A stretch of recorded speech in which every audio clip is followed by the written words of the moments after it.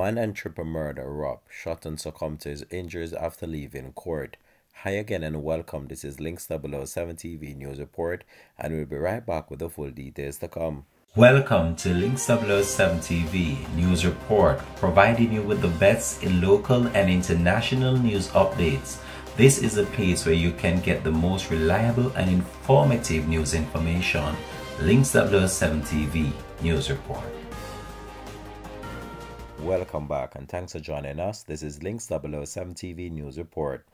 Wesley Reed, the 28-year-old St. James resident charged in connection with a triple murder in Roehampton in the parish, was shot and killed on his way from court earlier today. It is reported that his mother was also shot and injured during the incident. In August, Reed was charged with 3 counts of murder, possession of a prohibited weapon, and using a firearm to commit a felony. His charges stem from the shooting deaths of 38-year-old Conroy Lawrence, 38-year-old Siobhan Gordon, and 56-year-old Carl Leslie Morris, all of Roehampton.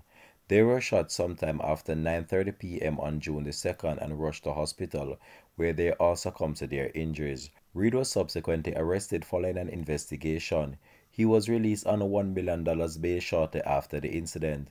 Today, Reed was in the St. James Parish Court for a committal hearing to decide if there is sufficient evidence to transfer his case to the circuit court. He was shot along Harbour Street after leaving the court. He ran off and died shortly after in the vicinity. The police have since commenced an investigation. This has been Links 007 TV News Report. Thanks for watching.